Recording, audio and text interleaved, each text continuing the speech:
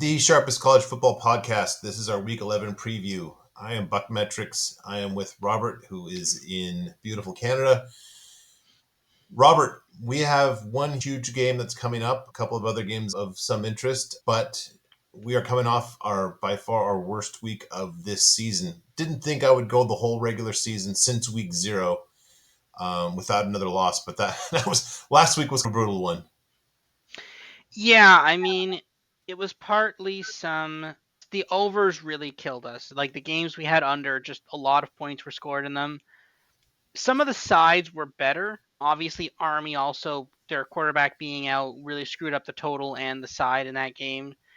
But even then, they were still pretty dominant in 20-3 win in that game. So, yeah, it sucks. But on more of the side plays rather than the total plays, we were better than not on the sides. So I think that's the point here. Yep.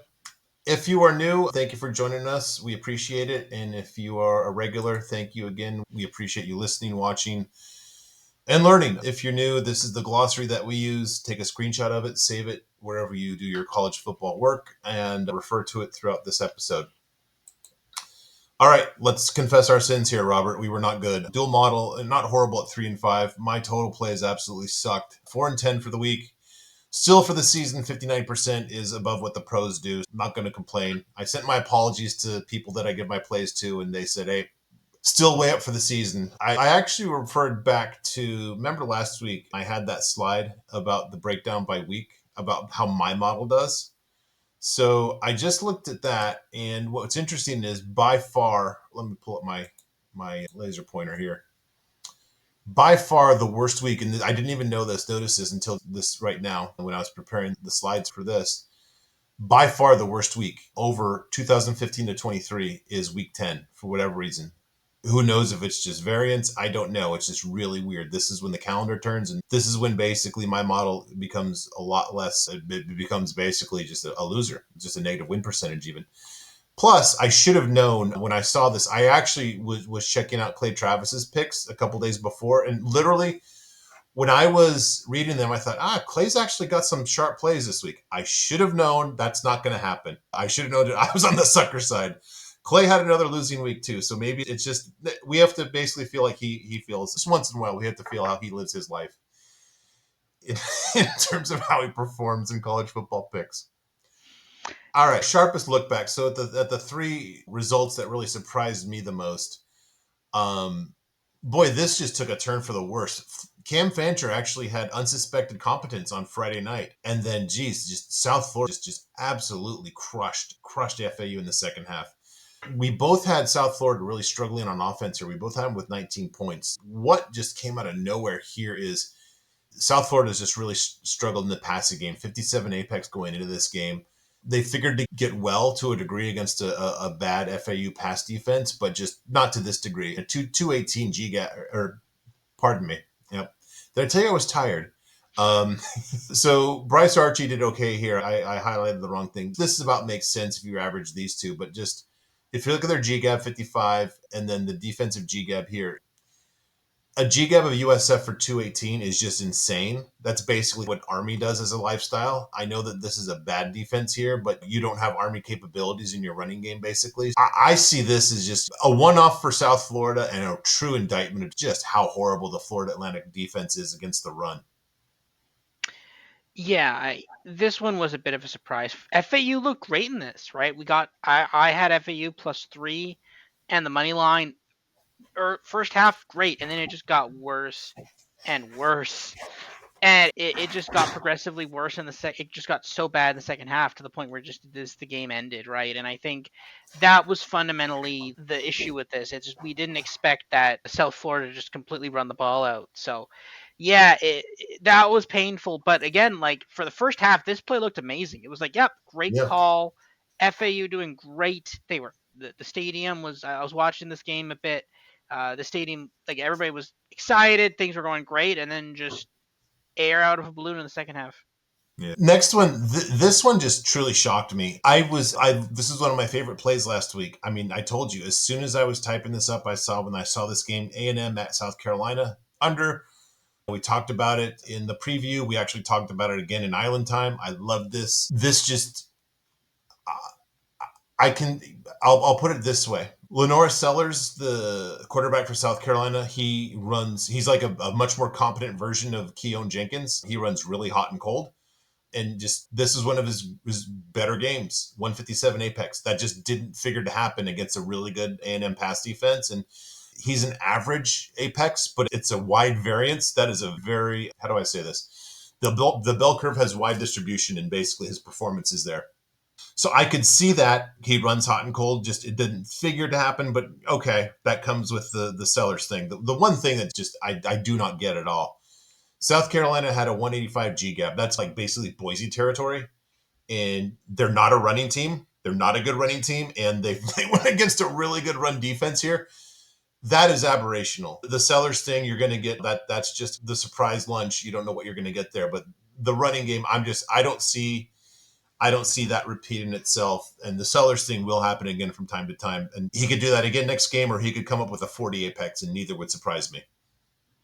Yeah, I think the big part of that was just the massive ground game, the 280 some odd yards on the ground. I think if you tone that down a bit, this it was 64 points, but I think you can find a way to get this down to 46 and a half. Yeah. All right. And then we talked about this a bit in part one here. This game never had a chance to go under, even though I thought this number was so high. And SMU didn't really run the ball that well. A 76 G gab, which basically makes sense with they're a decent running team going against a really good running defense. So they basically played their own game. This Kevin Jennings, he was on another level. He's a really good quarterback, a 130, but it didn't figure again to happen against a really good pass defense. Now the thing with him and Sellers, the thing that's in common there is really those are both at home, and maybe that those defenses just didn't travel for this game for Pitt and A&M. That's basically where we were off here. Pitt was basically in line with what we saw in their scoring, but geez, SMU just didn't want to punt the ball, and Mr. Jennings showed that was the case. Is this repeatable? I think for home games, I don't expect Jennings to throw up a 178 apex on the road in tougher road environments, but he's really good. And let's not forget, this is his first season starting. And I think that this could, let me frame it this way. Aside from Cam Ward, who would be a better quarterback than him in the ACC? Yeah, there isn't really an answer to that. It's him. It's Cam Ward or Kevin Jennings. That's it. Yeah. So, not that I'm going to override the numbers, but, I can see this as a sustainable thing going forward for Jennings here. You agree with that? It seems like. Yeah, I think so. All right. Looking at the metrics through week 10, overall, Texas was off this week. They remain at number one, just barely, though, over Ohio State now. Ohio State gets a lot of credit for that win. Even though Robert was officially less than fully impressed, 0.1 off the leading Texas, with whom also Robert is not fully impressed. No new teams in the top 20 here, which is interesting. Like I said, at number 15 now, pretty impressive. You and I both, we talked about this last week. I've just got Washington is good. You're not as high as them, but I think you have them higher than, I don't know, the geniuses in the AP poll, for example. And you can see just manifesting some of this where, some of these one-sided teams like Notre Dame, Washington, Louisville, and especially here, you get to Cal and South Carolina and Iowa State. My model just doesn't punish the one-sidedness as much as yours does. Yeah, I think my model is very balanced, right? I think it's a very balanced. It definitely rewards teams like Oregon that are good on offense and on defense. It again, we have a lot of similarities. Your model really likes Alabama. Mine doesn't very much. My model is okay with Texas, but doesn't love them. Neither of ours love Georgia very much. We both have Yeah. them as mid bubble playoff teams there.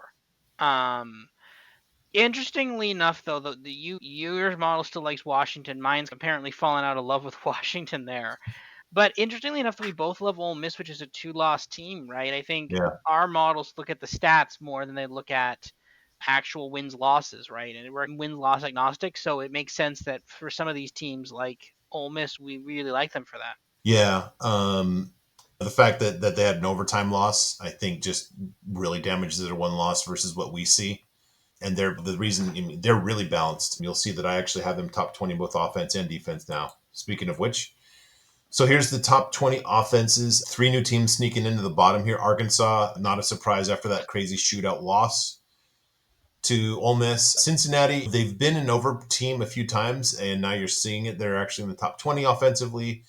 Scott Satterfield doing a really good job with Brandon Sorsby, who was at Indiana and just was horrible last year. And this is interesting. Texas now in the top 20. I don't think they haven't been in the top 20 for a couple of weeks. Interesting that they've snuck back in. I think as there's just been regression in the numbers here. But this is probably why your model is less in love than Texas than mine. Yeah, I think so. Again, they didn't actually play this week, but yeah, I think they're still their season is definitely not decided yet. They have to play fired Billy Napier this week and Texas A&M in the final week. So their season is definitely not done yet. So I think if you told me Texas went undefeated, was one loss, and in the SEC championship game, I'd be like, yeah, that makes sense. But if you also told me, yeah, they lost 2 games and they're like at 3 losses and they were out, I'd be like, yeah, that also makes sense. I could see both. Yeah. Got to say that's one way aside from Oregon where this, and even metrically, I say it still holds. Where I think before the season we said that we really haven't seen like a dominant top team. It just felt like everybody had a loss and a half in them for one reason or another. Oregon's a good team, but they've really gotten a forgiving schedule aside from Ohio State. Especially since that game at Michigan turned out to be a nice recruiting trip for the Central Time Zone as much as anything else. Mm-hmm. All right, some of the offensive metrics here.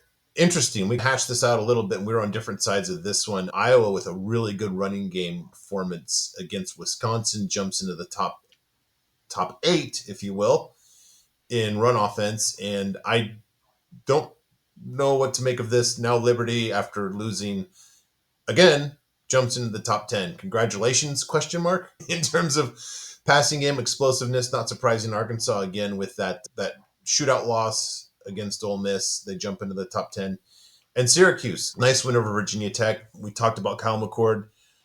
If you just pretend that Pitt game never happened, having a really good season. So not a surprise here that they're in the top 10 in passing game explosiveness. Yeah. All right, my player metrics for offense. Gentleman about whom we were just talking quite a bit, Kevin Jennings jumps into the top 10 against what I had, past tense, as a really good defense, top 20 defense in Pitt.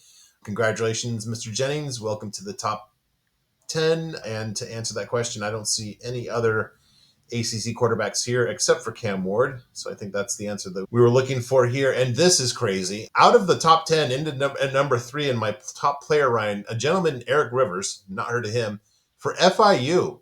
I guess the lesson, as always, is just play New Mexico State and just see what happens, right? Yeah, it's interesting. We don't think of FIU as a great passing team, but apparently he's done pretty well. Like he is, I think, basically their receiver. And if you have a half decent receiver and you're going up against a bunch of like Conference USA like defensive players, I think you can make some hay there. Yeah, I think there's a lot of stat padding there, but yeah, no, he did really well, and he's had a couple of really good games with FIU in the last couple of weeks. Yeah. Yep. All right, the bum list. A couple new names on here. Giovanni McCoy, not surprising. I think he might have been in there just a few weeks ago, but I'm not sure. Sadly, the Sun God checking in at number 8 on the bum list. Tyson Pomachan. Although, if you're UMass and you play an SEC team like they did at Mississippi State, that kind of thing is going to happen. And Braden Locke, really just on the wrong side of facing an Iowa defense that's not really that good. They're good, but they're not nearly close to, as we talked about in Island Time last week, not the same Iowa, but man, Mr. Locke made them look as good as they ever were on pass defense. Mm-hmm. Yeah, something is up with Wisconsin. Braden Locke looked actually pretty good there for like a week or two, and then against Penn State and Mm-hmm. now against Iowa, it's just looked absolutely horrible. Other than that, this list is pretty much what you'd expect. A lot of MAC teams. Utah there, obviously with Isaac Wilson, and then Oklahoma. Yeah, it's been a rough year for some of those MAC teams, and Oklahoma as well is an oddity to be up that high on that list. But yeah. Yeah, when you can't block it, your quarterback looks probably worse than he is. I'll just say that. Defensively, excuse me, we hit on a couple of these. Georgia sneaking into the top 20. Congratulations. Army had fallen out. They're back in a big way in the top 20. They had been really more fearsome on offense and defense, but they're we both have them in the top 5 for a reason. Good balance and really good offense, especially. In Indiana, like I said, they just bludgeoned Michigan State. This is their first foray into the top 20 on defense. Boy, we talked about that in the Week 10 review. Don't want to revisit that, but no real surprises for these two in Georgia. Congratulations. You got to play the third string quarterback for fired Bill Napier. Let's see how it goes this week when you're going against Ole Miss. I'll just say that. I'm reserving judgment to be graceful. Yeah, I agree with that. I think Georgia was that was a competitive game. They were not blowing out Florida for large parts of that game. Yeah. They did win by 2 scores and they didn't cover the 16, so that's good for us. But at the same time, like that was not a comfortable win. No. They put on extra touchdown at the end to get up to the 2 scores. But before that was a very competitive game. Florida definitely had a chance to win that game. And I think DJ Langway got injured partly through that, so that hurt them as well. But yeah, no, like this is where I think Ole Miss versus Georgia, that might be a very sneakily good game this weekend. Oh, I don't think it's sneakily. It's going to be a really good game, Yeah. explicitly. All right, defensive team metrics here. FIU, like we said, hey, just play New Mexico State. Just watch your stats. Just go skyward. And here's Army sneaking to the top 10 in pass defense, which is interesting. Although you do, again, kind of along the same lines, you played this year's version of Air Force, and that's going to help your numbers tremendously. And here's Indiana jumping into the top 10 all the way at number 3 in run defense here. Now, as I pointed out, they actually, in the review of week 10, they held Michigan State to a negative 40 GGAB over the game. So that helps the cause too. But this Indiana team is just, it's not a novelty act, folks. This is a real for real team. I would not be surprised if they won the Big Ten. I would not be surprised if they won a playoff game. Yeah, I think they could. Like they can I think we're at a certain point now where like even a loss against Ohio State, you arguably want a loss, it doesn't really matter, but you arguably want the loss against Ohio State because then you don't have to play in the conference championship game and then you go play a first round game. But if you beat Ohio State, then they're not going to put a one loss big they're not going to take a one loss Big 10 team out of the playoff. So like Yeah. at a certain point with just a couple more wins here, Indiana probably one of the first teams into the playoff, and along with No. kind of Oregon and a couple others. So yeah, like they're on the doorstep here of making the playoff, and they've been, with the exception of no, I'm even with Oregon, they're still one of them. You can make the argument that Oregon has not been as dominant as Indiana, and that's fair-ish. To that point, let's just go back here. Not that this is the ultimate arbiter. Neutral field, I have them like a field goal favorite, 4 points Yeah. basically over Oregon, which both balance. So let's look at this. I've got Indiana as better than Oregon. This is when we're talking a point 1.4. It's better by barely. Let's just call it by the margin of error, if you will, just to use your parlance. And defensively, oops, here, let's just go back here. Here we go.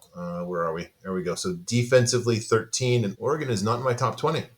I guess when you play a bad team like Michigan and what's his name, Davis Warren, when you have the Make-A-Wish game, probably was the reason for them falling out of the top 20 on defense. So I think that's what we're looking at there. So, anyways, yep, Indiana for real. I don't know. Did you catch the latest? Not that I don't know. It's worth anything. I'm just curious where the latest rankings would have Indiana if they've actually fixed this by now. If they're Check it Indiana out. number 8. Yeah, that's Great definitely. job, AP. Wonderful. Perfect.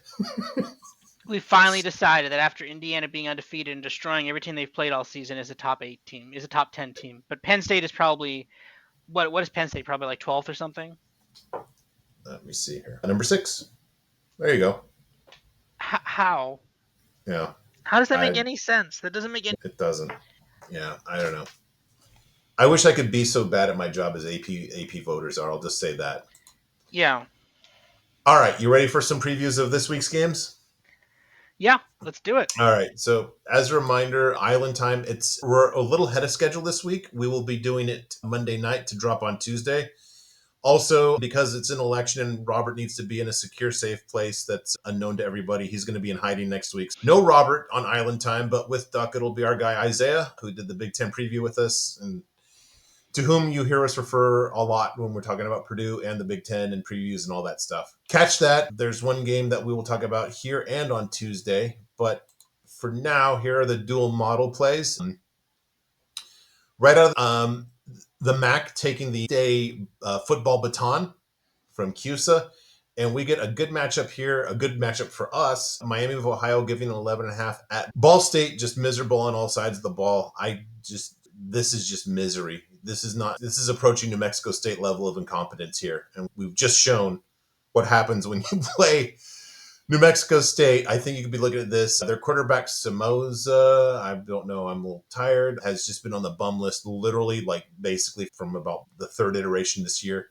You can see this low apex. They don't do anything well. I guess they're not super bad in the run defense, but this pass defense is just unreal. This is about as bad as it gets outside of Murfreesboro, Tennessee. We have a very similar game here. We've got basically high teens for Ball State. We've got 40s from Miami of Ohio. This I might want to. You know what? I don't even care if Gabbert's hurt because Ball State's just that bad. And Gabbert's been okay, but not spectacular. I do want to just go back to this again, just like we've talked about in the MAC preview. There's been a bad pass defense, and there's been a bad pass defense when you play in the MAC that has no really good quarterbacks. I can't imagine how bad you have to be to have a 171 defensive apex as a MAC team. That's just another level of incompetence. So 11.5, this kind of feels like the NC State game last week, where I'm just wondering if I'm missing a series of injuries here. But I still, even then, Ball State's that bad. I like this play. Yeah, I think so as well. I like Miami of Ohio here.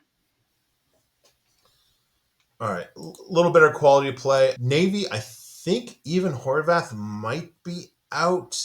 I think he played with a bad thumb in this game. Is actually what I heard. When they just lost to Rice. So I think that came into play here. Hopefully he's better. This is just the straight numbers. My numbers are player agnostic.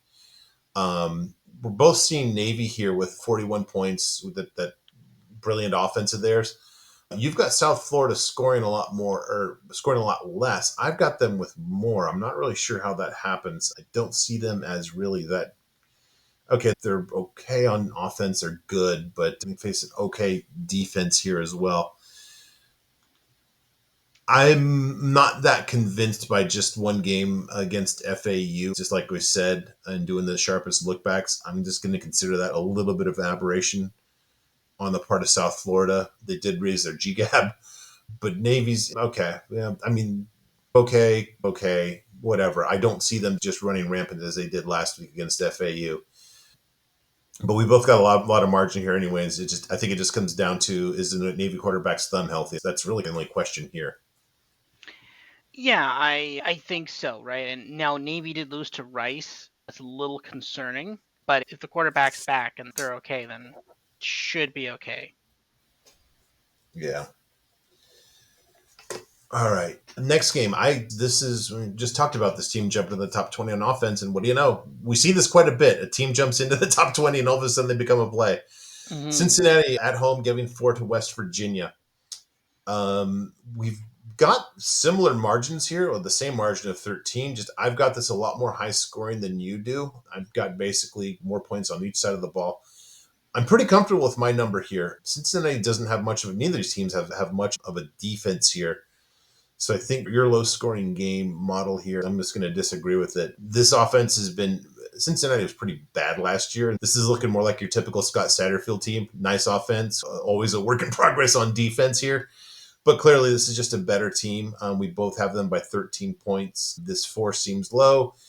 Probably the market still yet to come around on just how good the Cincinnati offense is, I'm guessing.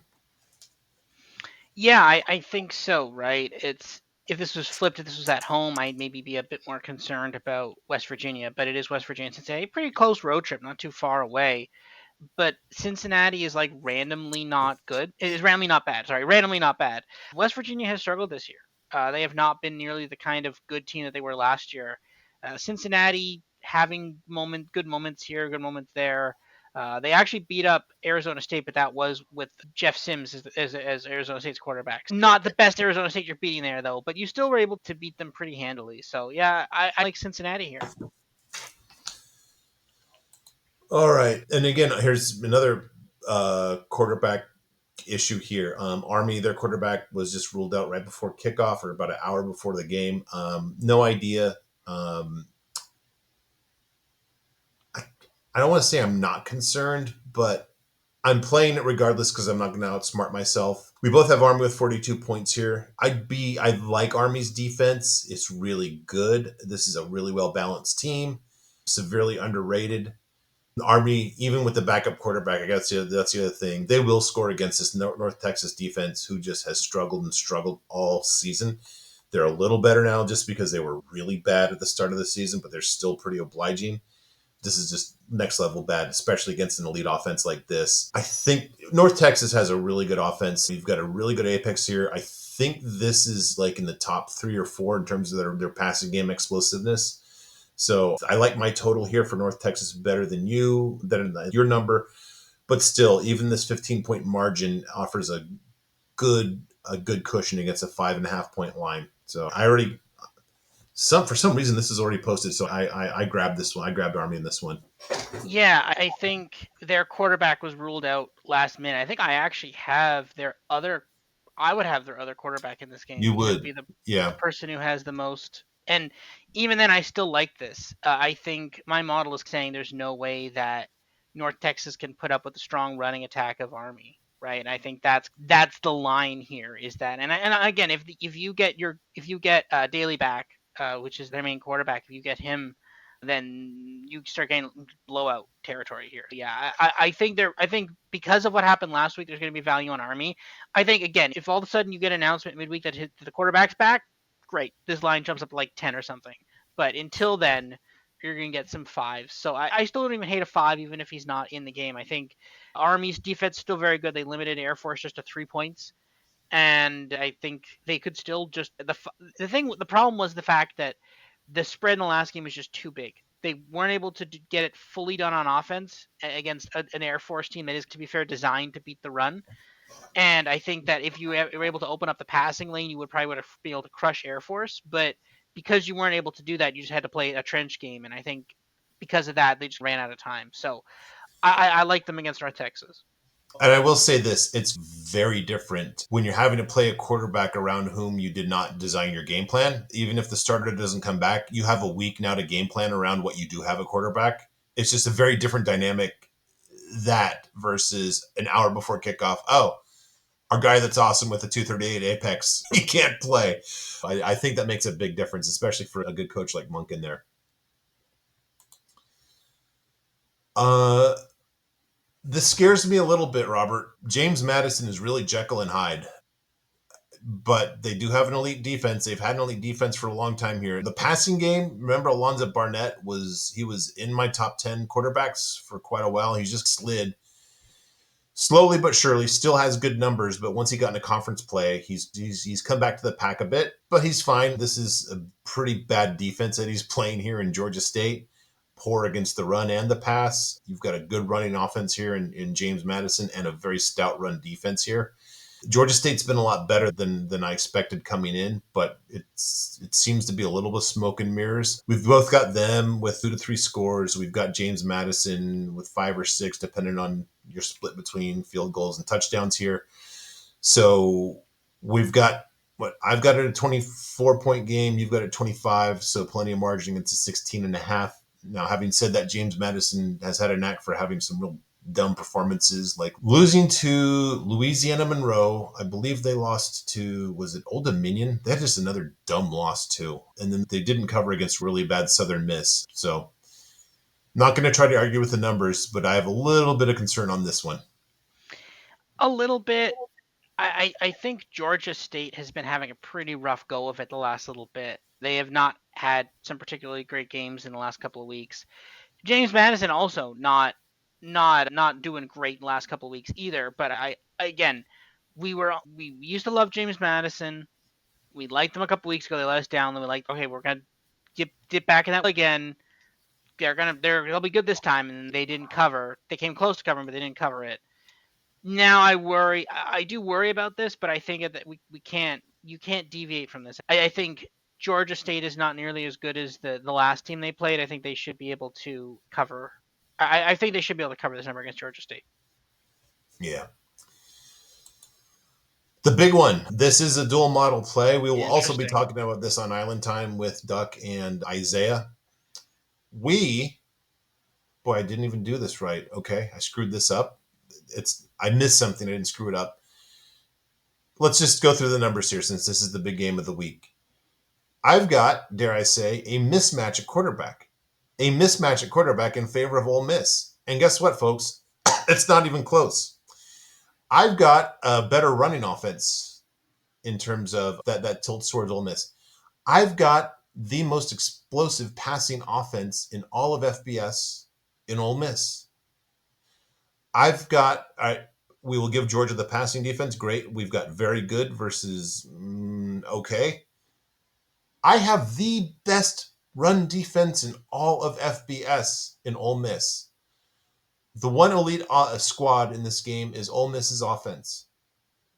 We have basically the same score here, Robert. 34 to either 25 or 23. Take your pick. Take an average. 24. I messed up in that I did not note that this is a wrong team favored play. You've got a dog here that's, let's just split the difference, 10 points better. And they're at home. I love this. I love this. I grabbed this. I'm gonna definitely absolutely grab a money line as well.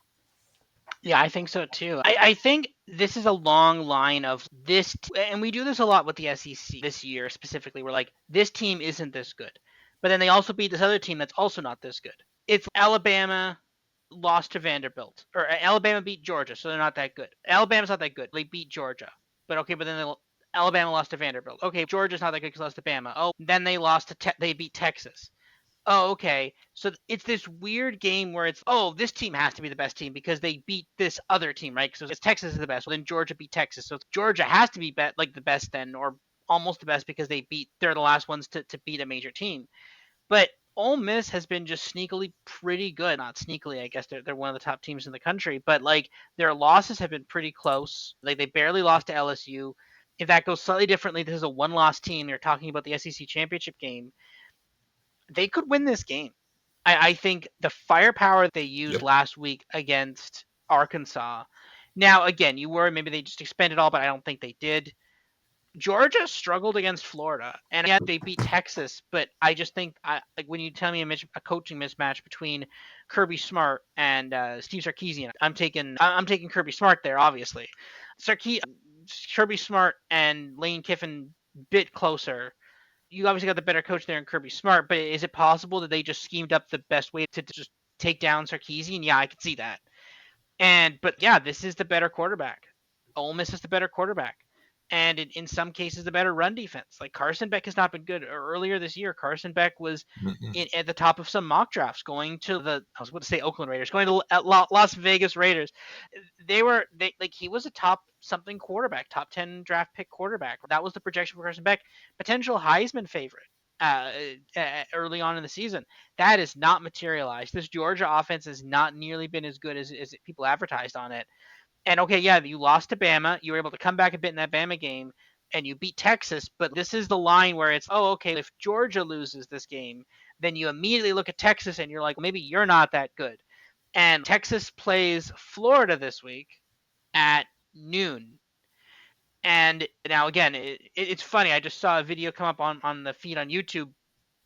Should Florida fire Billy Napier?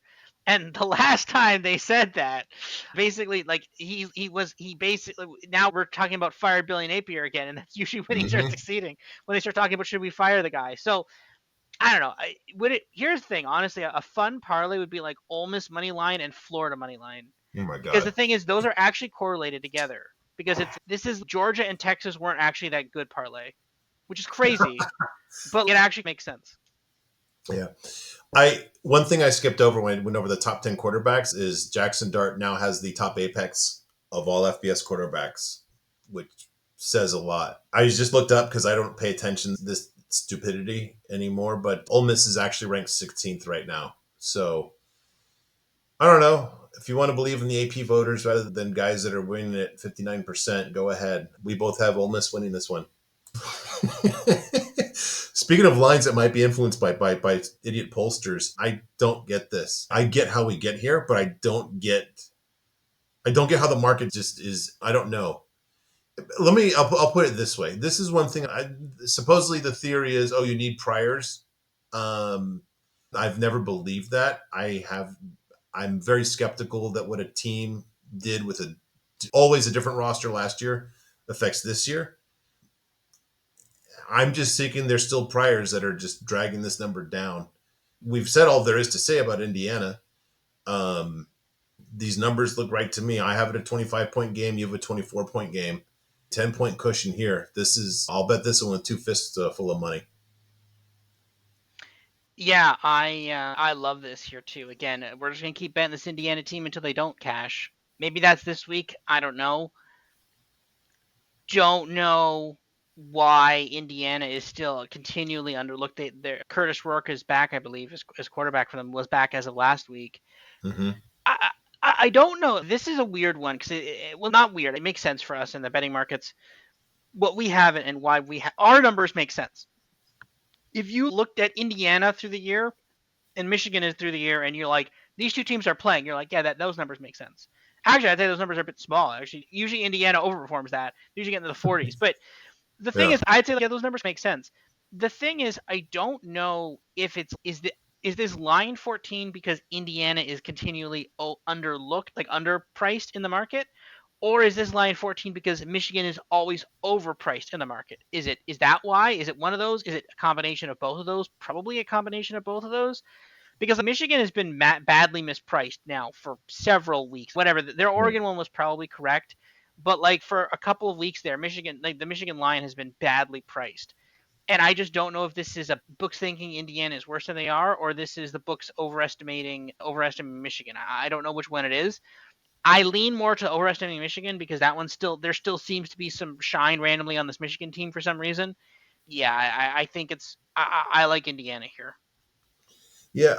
You bring up an interesting point about one place where I disagree with people who are undoubtedly sharps is people who are sharps and maybe they have I don't know. I want to say maybe they have a different goal than you and I, but everybody just wants to win.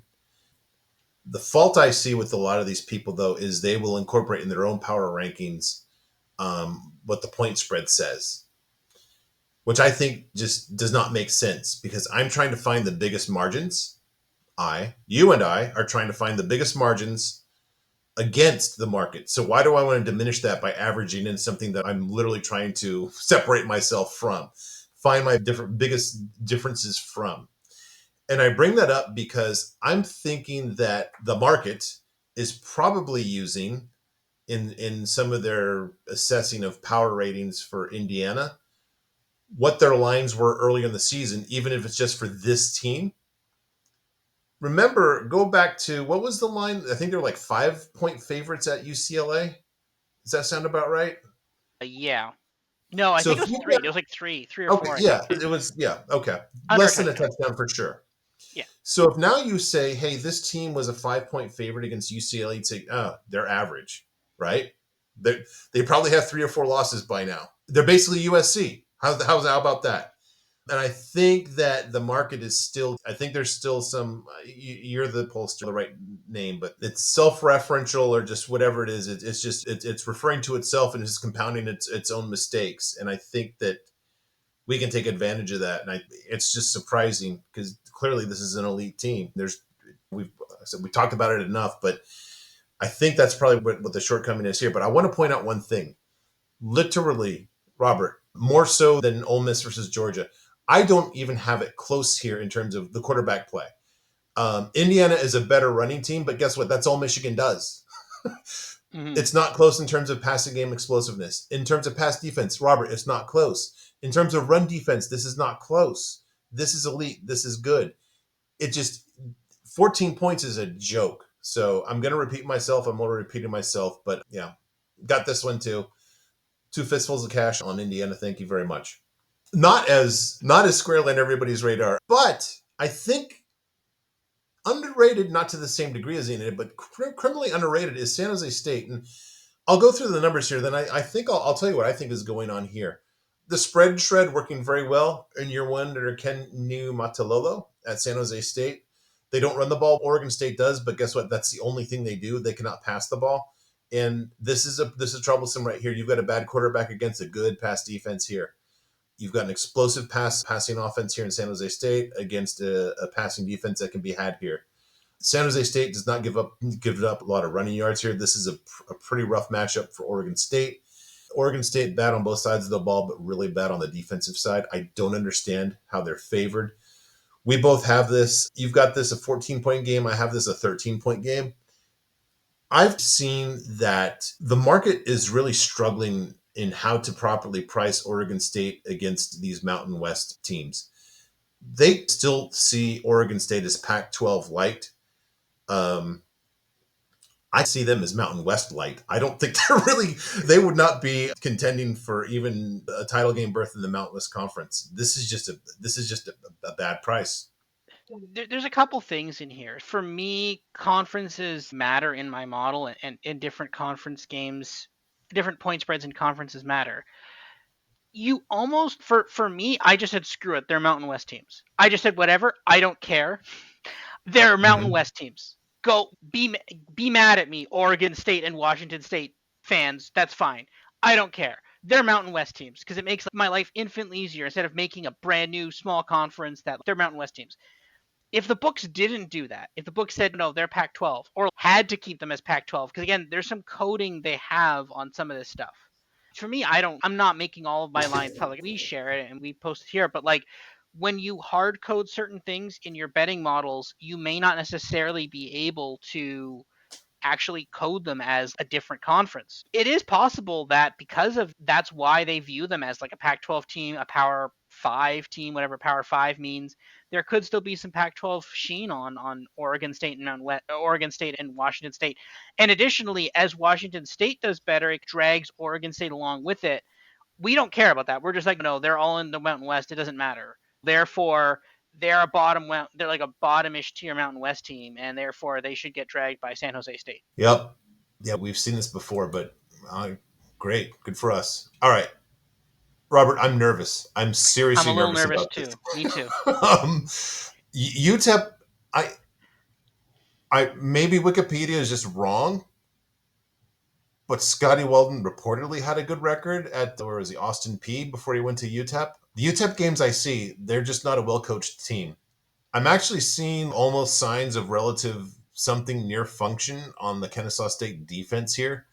But man, that offense is rough. None of these metrics really impress. There's just Kennesaw State's really bad, and UTEP is just merely bad. Just literally for every measure here, it's just bad against exceptionally bad. UTEP could easily find a way. They're just finding a way to lose just games that they shouldn't. We've got some margin here.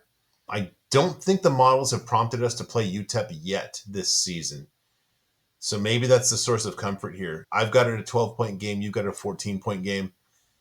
I'm not going to make this a full unit play. I'll just say that that coach scares me, the UTEP coach. So I guess they've abandoned playing through the weekday now. This is pushed to Saturday. Yeah. But like I said, they passed the weekday football baton to the MAC. Yeah. I don't understand why. I feel like that's a missed branding opportunity, but that's a future discussion.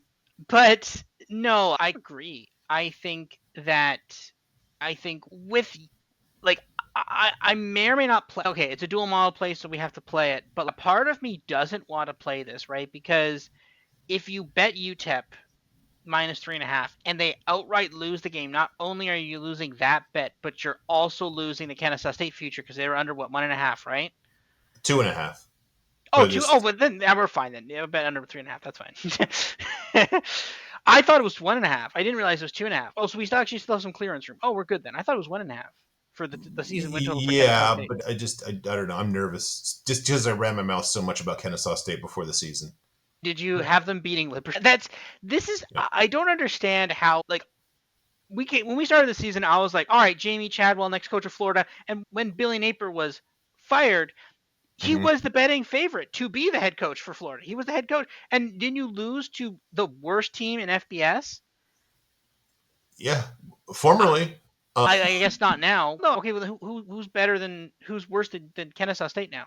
I'd have to say New Mexico State. We saw it in the Okay, that's fair. metrics. Actually, yeah, that's actually that's a Florida very International became a good team suddenly in one yeah week.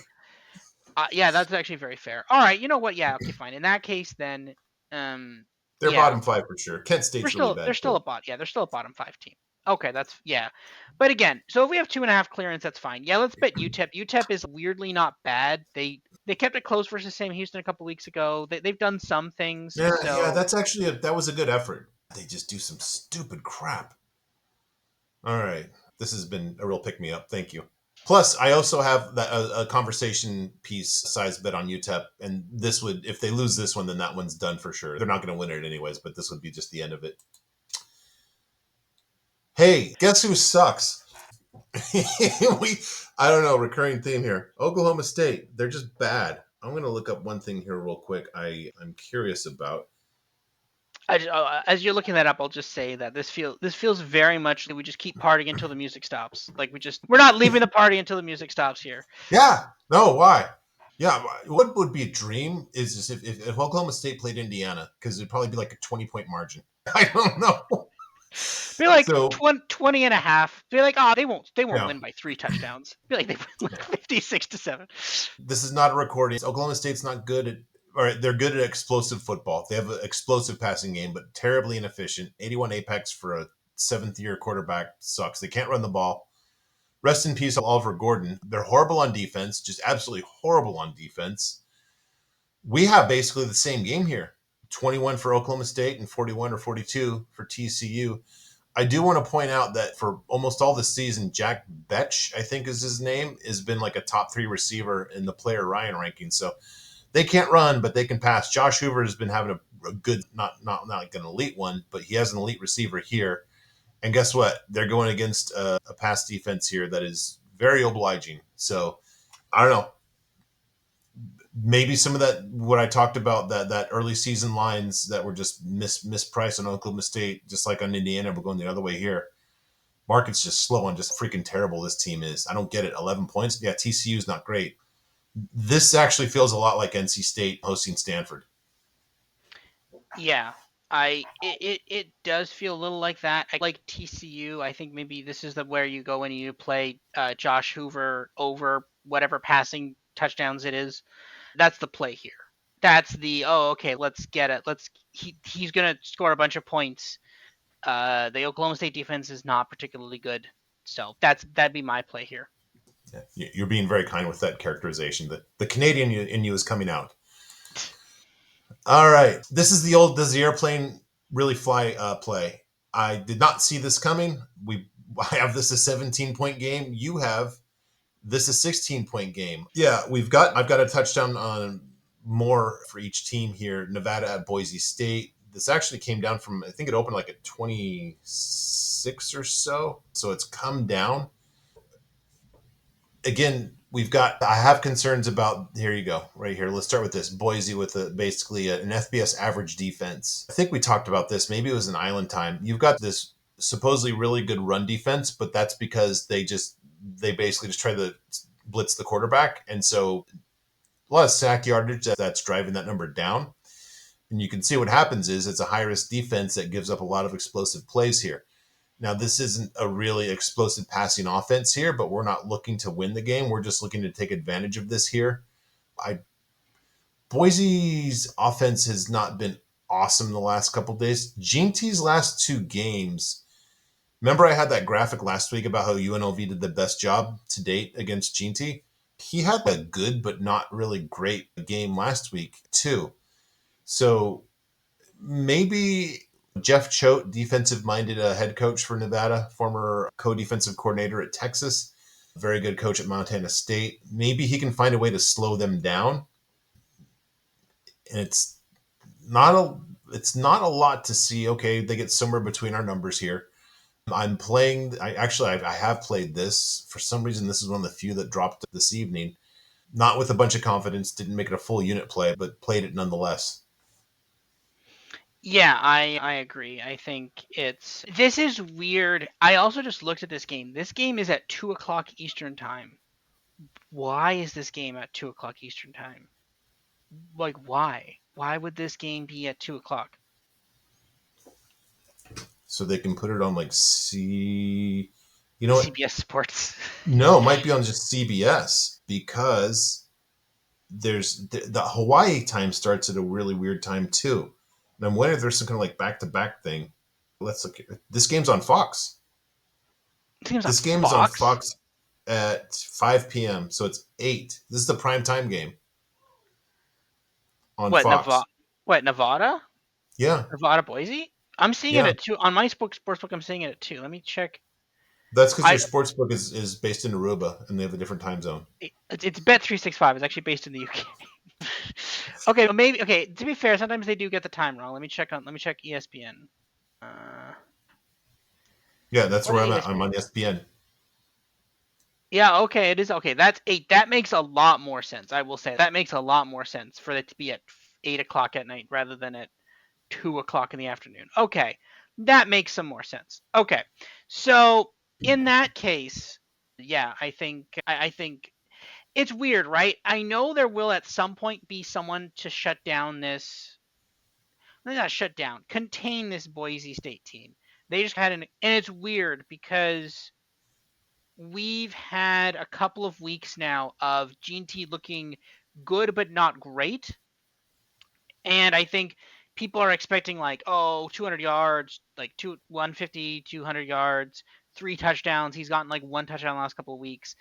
Bit of regression there in terms of the touchdowns. Yardage still over 100 yards per game, but to be fair, that's most of Boise State's offense. So I'm not the biggest fan of this play, but like we're just betting, hey, do we think Nevada can keep it close? And to be fair, Nevada's kind of screwed us this year. Our models really like Nevada at randomly times, and sometimes that's paid off, and sometimes it is not paid off. So I don't know. They beat I just Oregon State. That was the game I was thinking about where yeah. the market was off, where they beat Oregon State straight up and they were getting like 10.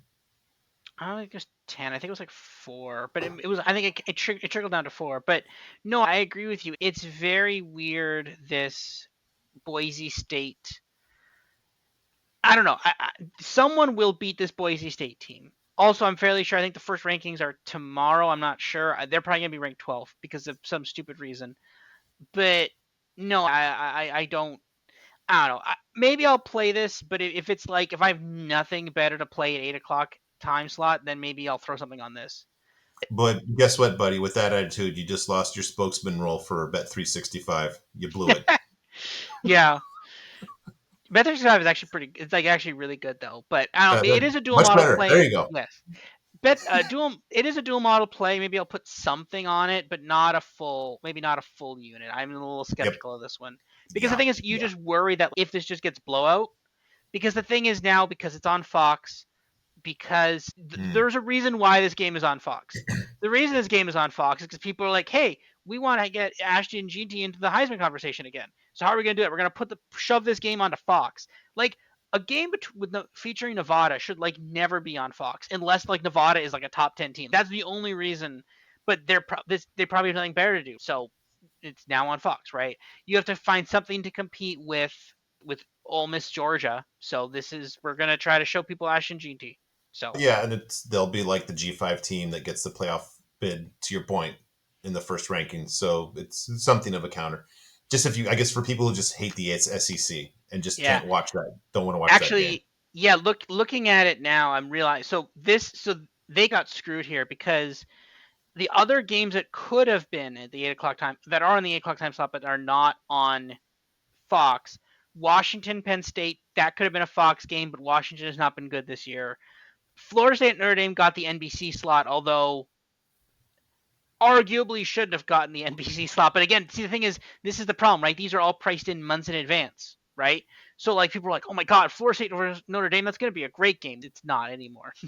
And then the other game, there's not a lot of other games. There's Maryland, Oregon, that's earlier in the day. There's not a lot of good Big Ten games. So I think they're taking the opportunity of saying like, all right, you know what? Yeah, let's just. Oh, Georgia Ole Miss is at 3:30. So the the SEC game they're going up against is Alabama LSU. That's what it is. There That's you the go. game. That's their so they need something to compete with that. I think they looked quickly around their inventory and realized they got nothing, and they just said, "All right, let's go. Ash, we can somehow get the rights for this game. I'm not sure exactly how Fox has the rights to this game, but they're like, yeah, let's run this game."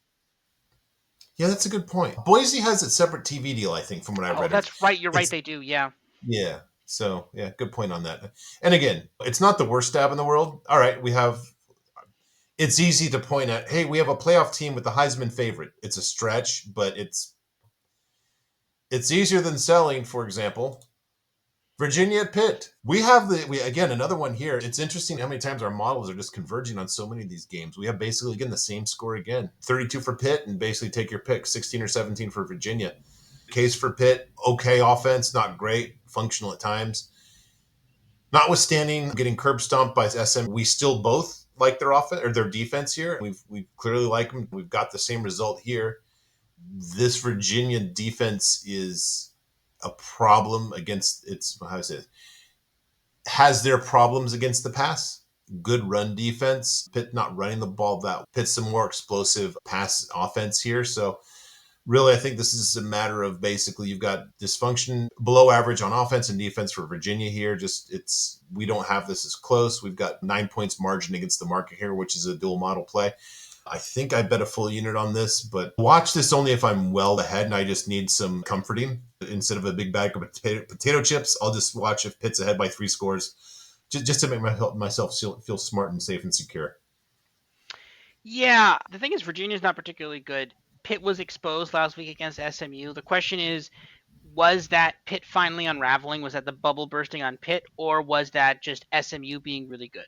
I think it was a Kevin Jennings check out how freaking awesome I am game. Again, they still scored like 28 in that game. It's not like they got completely blown out in that game. They were able to do stuff against SMU. Now, SMU, one of the more permissive defenses.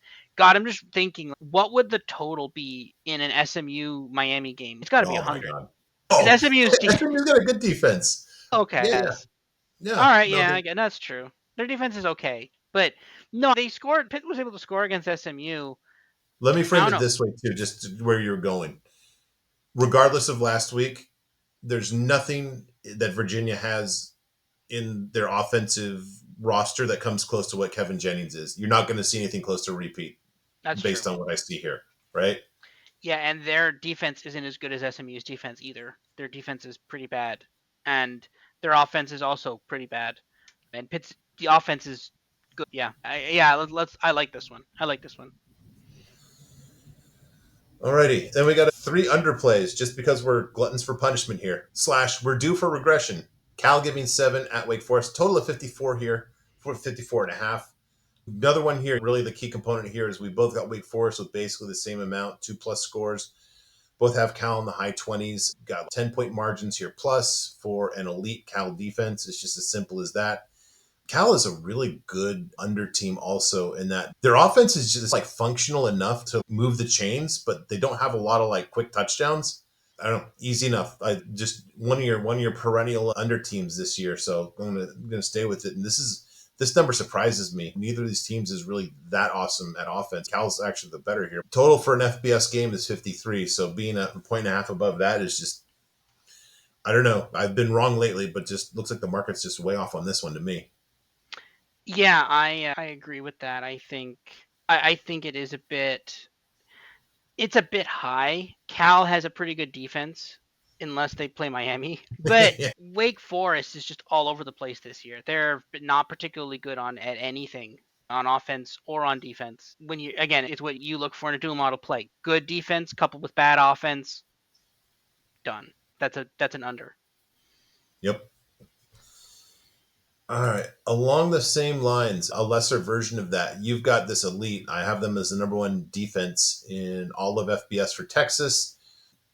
Offense has been struggling. Yours, since he's come back from his injury, doesn't seem like the same guy in terms of his efficiency. Baked into your number, but not necessarily mine, is now that they're down to Adrian Warner at quarterback. Sorry, fired Billy Napier. Tough break for you, but we got basically the same total here, 38. 10-point margin here, and really just the same shape of the game, if you will, in terms of the outcome and the margin and the total here.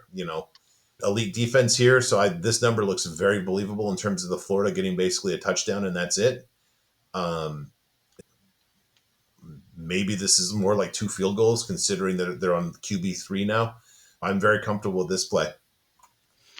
Yeah, I think so. So is he actually officially out for this week and future weeks?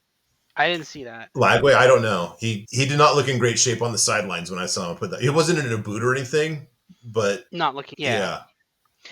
that's fair. I think it's tricky. Yeah. Florida is the thing is though it is still 21 points though. It's not the books 21 and a half. The books are not pricing in an absolute blowout here. I could see the under 47. Texas, I think there was Texas Oklahoma under that went well on our side as well. I could see that here. I Yeah. like, and again, we are being helped a lot by Florida's offense not being great. But if you told me Florida scores like 7 or 10 points and Texas only puts up like 30, I could believe that. I could believe that Texas slowly, ploddingly runs the ball because their Ewers is not doing the greatest. But see that's what happened in the Georgia game too, because they couldn't pass the ball, so they were throwing the ball. They were like they couldn't run the ball. They were struggling to do that, so they're like, okay, we have to pass it, but then that's when Ewers got in trouble. So if you tell me, okay, Sarkisian's gonna say, all right, we're running the ball, that's it, we're gonna run. And also Florida's not great at run defense either. As you can see, defensive apex 99 there.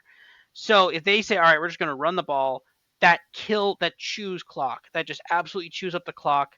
Florida can't do much on offense. You just ploddingly drive down the field, chew up clock for the whole game, maybe score 4 or 5 touchdowns for Texas. That's how you get that number. And I think that makes a lot of sense. Yeah, and about even if Lagway is back, this is the best passing defense in all of FBS. Two is a ridiculous defensive apex. You're it's going to be a long day for whoever. And I guess to that point too, I think that just for preservation, this number alone is going to force a lot of running to the ball, especially if Warner is the quarterback. You're going to see Florida's going to try the old just shorten the game tactic from play one until the game is over. My numbers are pace agnostic, so just Yeah. even more in favor there. Last dual model play. Am I going to get just South Carolina as a verb again? Where I've got an underplay here. Now, there's not a huge margin here, but 5 for an elite defense like this, 5 is margin, sufficient margin. I, I, maybe my source of comfort is that Lenora Seller is due for a huge regression, and this number is a lot closer. And I guess here's the other thing too: is not that Mike Elko isn't a good defensive mind. Of course he is, but Jerry Kill is just he. I know he's an analyst, but he's like the everything guy. Clearly, why they're just so much better this year.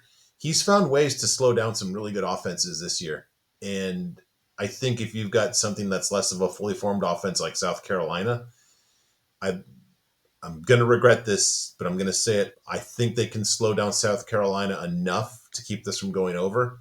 I have no doubt that Vandy's going to struggle against an elite South Carolina defense. Pavia has a good apex, but it's not really an explosive passing game.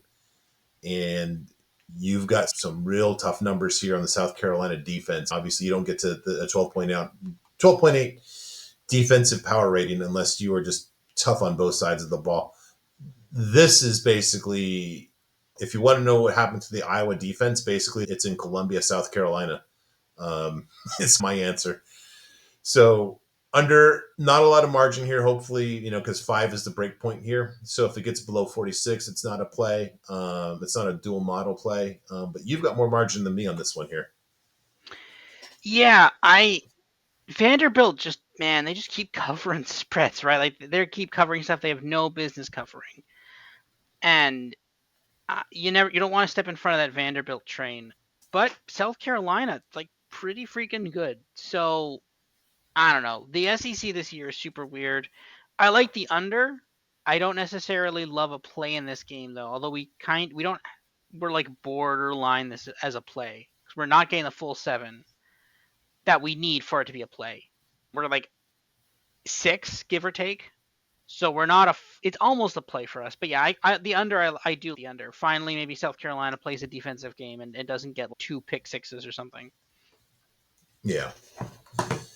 Which is a possibility with South Carolina. That's, I don't know. If Gamecock is a verb, that's what it means. It means just to screw over one of those unders that with weird touchdowns. All right. My other total plays. So we've got the dual model plays here. Not wild about Purdue at Ohio State. I was checking my phone as you were talking just to see if Ryan Walters has been fired. I didn't see anything, so I guess he's there. I I'm a little concerned about Purdue's ability to hold up their part of this bargain, but 53 is basically an average number. Ohio State very well might get that number by themselves. I don't know how much hatred they have there. Navy, South Florida. This is an over. Navy is the unit that we're betting on here. Don't know the status of their quarterback, so not wild about that play. I'll probably make it about a half a unit. We talked about JMU. Their defense has been there the whole year. I like this under better than that side bet that we have on the dual model plays. Now, your total is going against it, so I'll see. I'll probably bet zero point 0.8 units on this. Florida State at Notre Dame. This really reminds me of that Stanford at Notre Dame, where we're just hoping on some mercy from Notre Dame as much as anything else, and they didn't show it to Stanford. You've got this going over. I've got this well under. I think Florida State, I don't know. I definitely don't love this one. Nevada at Boise, again, another one I like, don't love. These last two I really like. Air Force is just dysfunctional. Fresno State, really good defense. I've got 12 points of margin, which when you're talking about a 42-point total here is enormous. And similarly, BYU, elite BYU defense at Utah, whatever they have at quarterback this week, it's been all bad. I've got 10 points of margin again, which is enormous when the total is 42. So probably my favorite two of these are the last two here, Fresno State at Air Force and BYU at Utah. Yeah, I actually do all of those. Obviously, we agree on 3 totals this week. That's cool. Interesting, the over in Purdue at Ohio State, and both, like, mine's kind of not. It's not an overplay for me. It's Yeah. not a full overplay for me. You would have thought this would just be like crushing Ohio State, just run the ball, end the game, but apparently we have some points being scored there. So that one's interesting. The Nevada at Boise State, that could actually be a sneakily good over, actually, now that I think about that, because both, like, Boise State's defense isn't particularly good, but their offense is good, right? So that could be a higher scoring game. That's how you cover that 25, right? Yeah, I like some of those plays. I think I'm going to be playing some of those outside of the dual model ones, obviously. Yeah. Okay. All right. Preseason predictions are upset picks. I have one, and then Duck has one. He picked Hawaii to beat UNLV. That game is at Hawaii. It's on CBS Sports, and it's not in that late spot, which is easy, or which is unusual. So that'll be interesting. I've got Indiana now a 14-point favorite, upsetting Michigan, which this was, and I felt like I was going out on a limb when I made this pick, but looking good for me. Don't think our guy Signity will let me down on this one. Fair? No, I think that one is good. I think that's probably the greatest ever closing line value in an upset ever. Yeah, I got. We should have tracked that. All right. That does it for our week 11 preview. Robert, good job. Time for us to get back on track and regress to the mean, get some more luck, all that good stuff. Some great games coming up, especially Georgia at Ole Miss. We'll talk about that at Island Time. So please catch us. That will drop on Wednesday. Tuesday we plan with Robert in his undisclosed secret location, secure location, and in his stead will be Isaiah. So catch us then. Until then, good luck, and we will see you then. Thank you so much. See everybody.